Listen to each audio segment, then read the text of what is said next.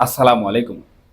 অন্তর্বর্তীকালীন সরকার গঠিত হওয়ার পর এবং অভ্যুত্থানের মাধ্যমে আওয়ামী লীগের পতন হবার পর থেকে জনসাধারণ বলুন কিংবা রাজনৈতিক দল তাদের মধ্যে নির্বাচনকে ঘিরে এক ধরনের উত্তেজনা কিন্তু বিরাজ করছে। জনগণ প্রকৃতপক্ষে যতটা না নির্বাচন চাচ্ছে তার থেকে বেশি কিন্তু রাজনৈতিক দলগুলো চাচ্ছে। আওয়ামী লীগের অনুপস্থিতিতে বিএনপিকে বর্তমানে বাংলাদেশের সর্ববৃহৎ রাজনৈতিক দল হিসাবে পরিগণিত করতে হয়। সুতরাং এই যে বিএনপি দীর্ঘ এত বছরের তাদের একটি জল্পনা কল্পনা কিংবা ক্ষমতায় যাওয়ার যে একটি ইচ্ছা বাসনা, সেই ইচ্ছা বাসনা পূরণ করার জন্য বর্তমানে তারা বাংলাদেশের যে অভ্যন্তরীণ পরিস্থিতি রয়েছে সেই পরিস্থিতিতে খুব বেশি উদ্দীপ্ত। এবং তাদের এই অ্যাক্টিভিটি কিন্তু অন্তর্বর্তীকালীন সরকারকে বিভিন্ন বিষয়ে ভাবাতে বাধ্য করছে। এমনই একটি বিষয় কিন্তু বাংলাদেশের জাতীয় সংসদ নির্বাচন। আমরা অন্তর্বর্তীকালীন সরকারের কাছ থেকে বিভিন্ন সময়ে বিভিন্নভাবে শুনেছি যে নির্বাচন কবে হবে, কবে নাগাদ হবে। প্রথম অবস্থায় আমরা লক্ষ্য করেছি যে অন্তর্বর্তীকালীন সরকার কোনোভাবেই কিন্তু নির্বাচন দেওয়ার যে বিষয়টি সেই বিষয়ে কোনো নিশ্চিত বার্তা দেননি। বারবারই বলা হয়েছে যে নির্বাচন হবে সংস্কার এবং বিচার পরবর্তীতে। আবার এখানে অন্যান্য কিছু বিষয় রয়েছে, যেমন জুলাই আন্দোলনের জুলাই সনদ, এছাড়া বিপ্লবের বিভিন্ন বিষয়বস্তু রয়েছে। যদিও এখন বিপ্লব কেউ একটা বলে না, সবাই বলছে গণ অভ্যুত্থান। সুতরাং এই যে গণ অভ্যুত্থান, সেই গণ অভ্যুত্থানের স্বীকৃতিরও একটি বিষয় রয়েছে। আবার অন্তর্বর্তীকালীন সরকারের হাতে ধরে অনেকেই বলেন যে এনসিপি কিংস পার্টি। সুতরাং এই কিংস পার্টির প্রতিষ্ঠিত হওয়ারও একটি বিষয়বস্তু এখানে লক্ষ্য করা যাচ্ছে। আবার প্রধান উপদেষ্টা ডক্টর মোহাম্মদ ইউনূসের পক্ষে যে সকল প্রচার প্রচারণা আমরা লক্ষ্য করি সামাজিক যোগাযোগ মাধ্যমগুলোতে, সেগুলোতে দেখতে পাই যে অন্তর্বর্তীকালীন সরকারের প্রধান উপদেষ্টাকে কেউ কেউ 5 বছর, কেউ কেউ 10 বছর ক্ষমতায় দেখতে চান। তবে আলটিমেটলি দেশের যে সকল জনসাধারণ রয়েছেন সেই সকল জনসাধারণের মধ্যে আমি বলবো 3% মানুষ কিন্তু অন্যান্য রাজনৈতিক দলের সাথে তাদের যে রাজনৈতিক পরিচয় রয়েছে সেই পরিচয় নিয়ে জড়িত। সেখানে বিএনপি বলুন, জাতীয় পার্টি বলুন, জামাতে ইসলাম বলুন কিংবা বাংলাদেশ আওয়ামী লীগ বলুন।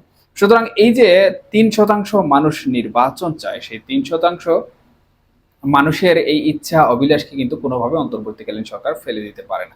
আমি 3% এখানে 5 ভাগে ভাগ করে নিয়েছি। 5 ভাগে ভাগ করার কারণে আমার হাতে যে 2% রয়েছে সেই 2%-এর মধ্যে 1% হতে পারে অন্তর্বর্তীকালীন সরকারের প্রধান উপদেষ্টার পক্ষে তাদের একটি নির্দিষ্ট সাফাই গাচ্ছেন। তবে পরিসংখ্যানে যে বিষয়টি উঠে এসেছে সেটি হচ্ছে অন্তর্বর্তীকালীন সরকারের পক্ষে 5%-এর মধ্যেই 1% মানুষও কিন্তু নেই। যারা রয়েছেন তারা মূলত এনসিপির বিভিন্ন ধরনের কর্মী বাহিনী অথবা ডক্টর ইউনূসের পক্ষ থেকে তারা প্রচার প্রচারণা করছেন। এখানে কি হিসাবে প্রচার প্রচারণা করছেন এই বিষয়গুলো কিন্তু কোনো পরিসংখ্যানে উঠে আসেনি।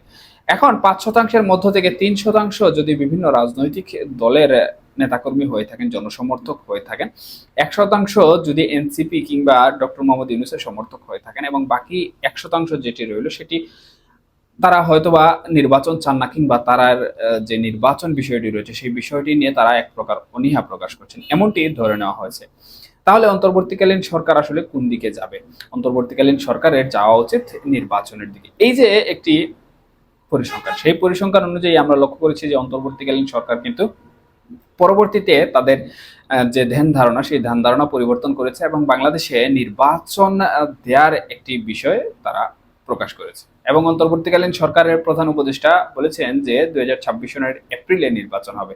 কিন্তু এই এপ্রিলের নির্বাচন ঘোষণা করার পর আমরা অন্তর্বর্তীকালীন সরকারের যে একটি বিষয়বস্তু রয়েছে সেই বিষয়বস্তুটি লক্ষ্য করলাম, এবং এনসিপি যে রাজনৈতিক দলটি রয়েছে, আমি প্রথমে বলেছি এনসিপি কে অনেকেই কিংস পার্টি বলে থাকেন, অর্থাৎ ডক্টর মোহাম্মদ ইউনূসের রাজনৈতিক দল কিংবা অন্তর্বর্তীকালীন সরকারের রাজনৈতিক দল হিসাবে বলে থাকেন। যাই হোক, যে যেভাবেই এই এনসিপি রাজনৈতিক দল বা ছাত্রদের নতুন রাজনৈতিক দলকে অভিহিত করেন না কেন, এনসিপি যেহেতু একটি রাজনৈতিক দল হিসেবে বাংলাদেশে প্রতিষ্ঠিত হতে যাচ্ছে, সেই হিসাবে এনসিপি এখানে কিন্তু বিরোধিতা করেছে। এনসিপি তাদের যে বিষয়টি তুলে ধরেছে সেটি হচ্ছে নির্বাচন পরে হবে, নির্বাচন ঘোষণা করে বা নির্বাচন নিয়ে কথা বলে অন্তর্বর্তীকালীন সরকার এখানে জুলাইয়ের যে আন্দোলন রয়েছে সেই আন্দোলনকে অস্বীকৃতি করছে বা আন্দোলনকে পিছনে রেখে দিচ্ছে। তাদের কথা হচ্ছে যে বিচার এবং সংস্কার এই দুটি বিষয় প্রথমে হতে হবে। এখন অন্তর্বর্তীকালীন সরকার এই বিষয়টি নিয়ে কথা বলার প্রসঙ্গে আমরা দেখেছি যে অন্তর্বর্তীকালীন সরকারের প্রধান উপদেষ্টার লন্ডন সফর, এবং সেখানে তিনি বিএনপির ভারপ্রাপ্ত চেয়ারম্যান তারেক রহমানের সাথে সাক্ষাৎ করেছেন, এবং ওনাদের মিটিং থেকে আমরা গণমাধ্যমে ব্যাপকভাবে দেখেছি বা প্রচারিত হতে দেখেছি যে ফেব্রুয়ারিতে নির্বাচন অনুষ্ঠিত হবে এরকম, বা অন্তর্বর্তীকালীন সরকারের প্রধান উপদেষ্টা বলেছেন ফেব্রুয়ারিতে নির্বাচন অনুষ্ঠিত হবে। কিন্তু অন্তর্বর্তীকালীন সরকার এখন পর্যন্ত কোনো স্পেসিফিক প্রেস রিলিজ দেয়নি যে ফেব্রুয়ারিতে নির্বাচন অনুষ্ঠিত হবে কি না। এখন পর্যন্ত অন্তর্বর্তীকালীন সরকারের সেই এপ্রিলের যে রোডম্যাপ বা টাইমলাইন, সেই টাইমলাইনে কিন্তু নির্বাচন রয়েছে। তাহলে বিএনপির নেতাকর্মীরা কিংবা যে সকল প্রচার প্রচারণা হচ্ছে ফেব্রুয়ারিতে নির্বাচনকে ঘিরে বা ফেব্রুয়ারির একটি ডেট দেওয়া হয়েছে সেই ডেটকে ঘিরে, এটি আসলেই অন্তর্বর্তীকালীন সরকারকে দিয়েছে কিনা, এই বিষয়টি সম্পূর্ণ নিশ্চিত হওয়া যাবে যখন বাংলাদেশের অন্তর্বর্তীকালীন সরকার কর্তৃক একটি স্পেসিফিক বার্তা চলে আসবে তখনই। এর আগ পর্যন্ত কিন্তু ফেব্রুয়ারিতে নির্বাচন হবে এটি আশা করা অনেকটা বোকামি বলে মনে হতে পারে।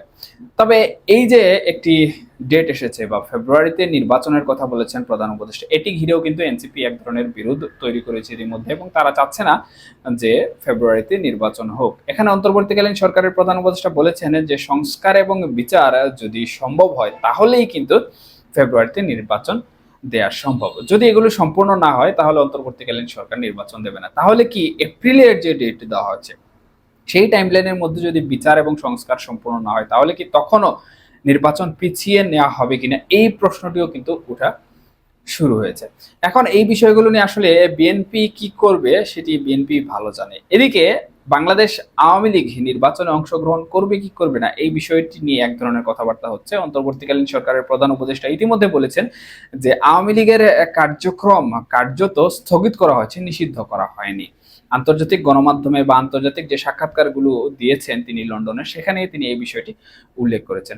তার মানে বাংলাদেশের যে গেজেট করা হয়েছে আওয়ামী লীগ নিষিদ্ধকরণ করে, সেটি আসলে কোনো ভ্যালু রাখে না। যাই হোক, কাগজে কলমে যেটি হয় সেটি কিন্তু প্রকৃতপক্ষে সত্যি, মুখের কথার আসলে কোনো দাম নেই।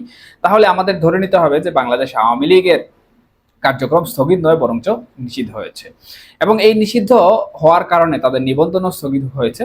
এবং ভারতীয় যে সকল গণমাধ্যম সমূহ রয়েছে সে সকল গণমাধ্যম ইতিমধ্যে প্রকাশ করেছে যে শেখ হাসিনা জানিয়েছেন বাংলাদেশে আওয়ামী লীগ ব্যতীত কোনো নির্বাচন হবে না বা সুষ্ঠু নির্বাচন হবে না। তাহলে কি বাংলাদেশ আওয়ামী লীগ নির্বাচনে অংশগ্রহণ করবে কিনা এমন প্রশ্ন কিন্তু ওঠা শুরু হয়েছে। সেই প্রশ্নের জবাবে আওয়ামী লীগের শীর্ষস্থানীয় নেতৃবৃন্দ কিন্তু একই কথা বলেছেন যে আওয়ামী লীগ ছাড়া বাংলাদেশের জনগণ কোনোভাবে এই নির্বাচনকে সুষ্ঠু নির্বাচন বলবে না বা বলতে পারে না। সুতরাং এখানে বাংলাদেশ আওয়ামী লীগের নির্বাচন করার একটি প্রবণতা কিন্তু আমরা লক্ষ্য করছি। আবার তারা যদি নির্বাচনে অংশগ্রহণ না করে তাহলে যেহেতু এখন থেকেই বলা শুরু করেছে যে এই নির্বাচন গ্রহণযোগ্য হবে না, সুতরাং নির্বাচন পরবর্তী যেই দল ক্ষমতায় আসবে বা যে এই রাজনৈতিক শক্তি ক্ষমতায় এসে সরকার গঠন করবে তাদের উপর কিন্তু আওয়ামী লীগের যে আন্দোলনের বিষয়টি রয়েছে সেই আন্দোলনের বোঝা কিন্তু